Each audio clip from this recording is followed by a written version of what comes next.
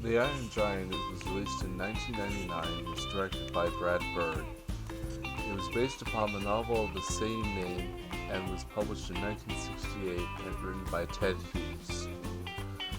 It stars Hogarth Hughes, his mother Annie Hughes, Dean Copeland, Kent Mansley, and of course the titular character of the Iron Giant. It begins with the Iron Giant crashing onto Earth during 1957, soon after the launch of the first Soviet satellite Sputnik into orbit.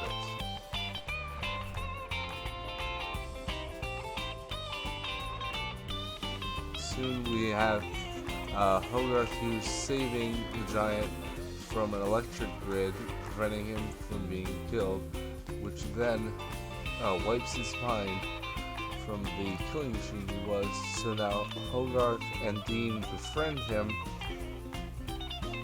through various means, including teaching him how to talk and make art.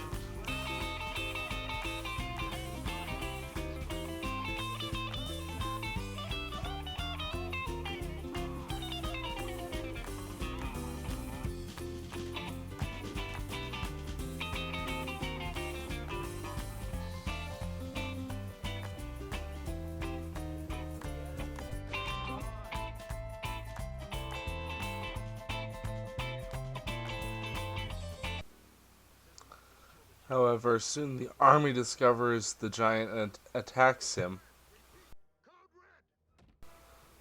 which results in a nuclear missile being fired, which would destroy the town and everyone living in it.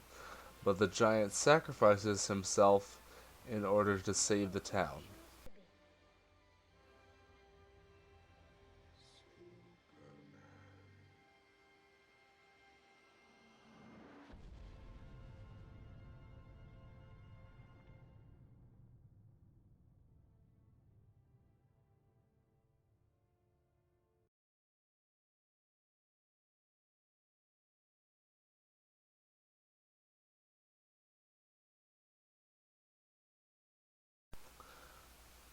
Metal iron has specific historical significance in the Soviet era due to the fact that the division between the Western Europe and Eastern Europe was called the Iron Curtain. From Stettin in the Baltic to Trieste in the Adriatic, an iron curtain has descended across the continent.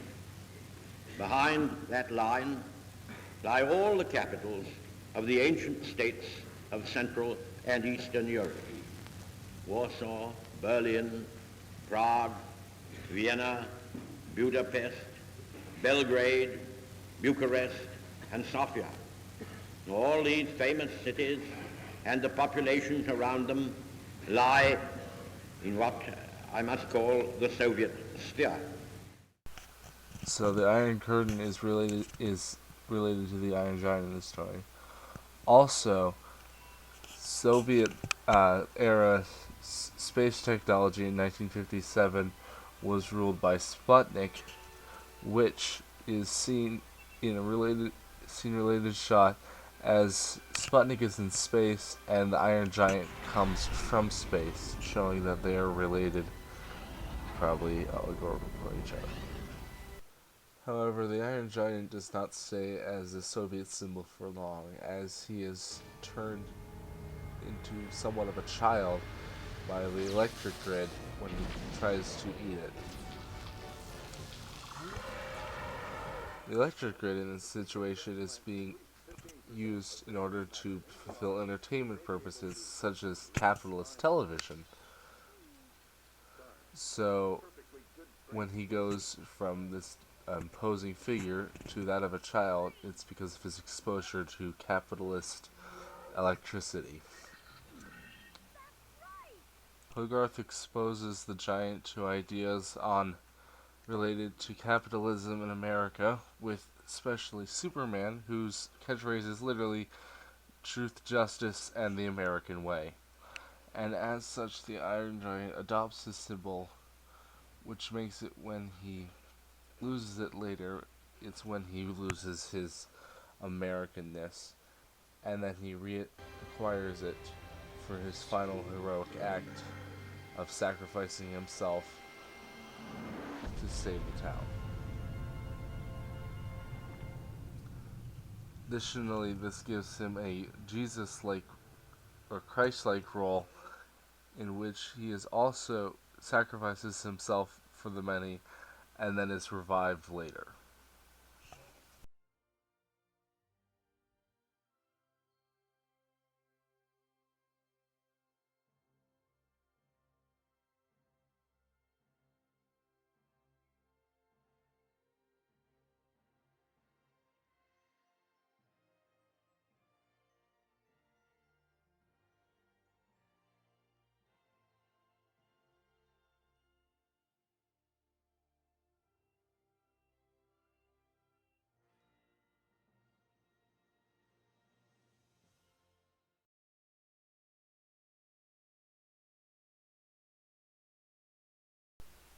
Kent Mansley represents the government in the film. Scout, Kent Mansley. I work for the government.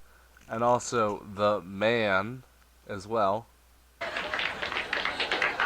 Now, he's highly paranoid and very McCarthyian in nature, which is part of this rant to Hogarth.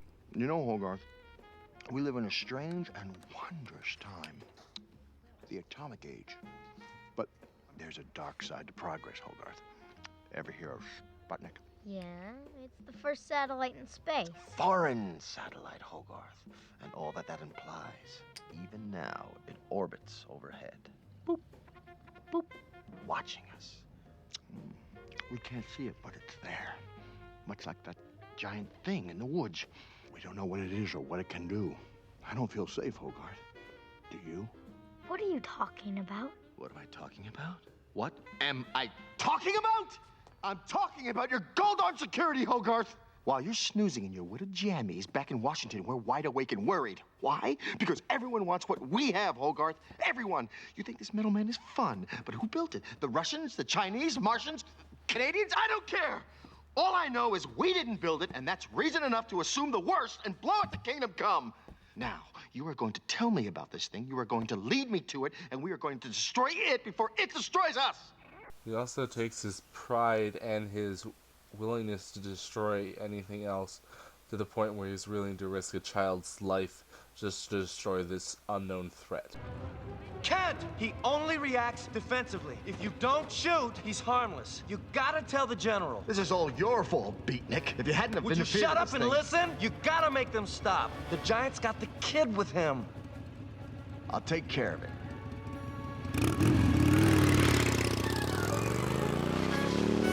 He says the monster's killed a kid. Sir, we must stop it at all costs. Go to Code Red! Repeat! Code Red! He also is the one who eventually launches the missile all by himself. General, you shoot now and the whole thing starts all over again. Stop it now, General! Our future's at stake! Orders, sir! Which is why you have got to stop, General. It's getting closer! Orders, sir! Don't shoot! Don't shoot! Hogarth! Hold your fire! The boy's alive? It's a trick! Launch the missile! Are you mad, Mansley? All units, stand down! Rogard to Nautilus. Come in, Nautilus. This is Nautilus standing by. Launch the missile now!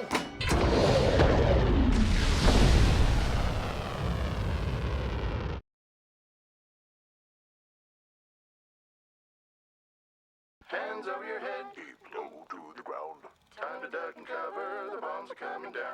Duck and cover, duck and cover. It's about 50 or 60 feet high, and it only eats magic. Shut up, you little spaz. It's probably been sent by foreign enemies to take over the country. We should bomb it to smithereens before it does. Kids that don't cease to be around. The idea that they are a constant threat, and as a response, their idea to any kind of unknown variable is to destroy it immediately, which is shown by how the army reacts later to the Giant.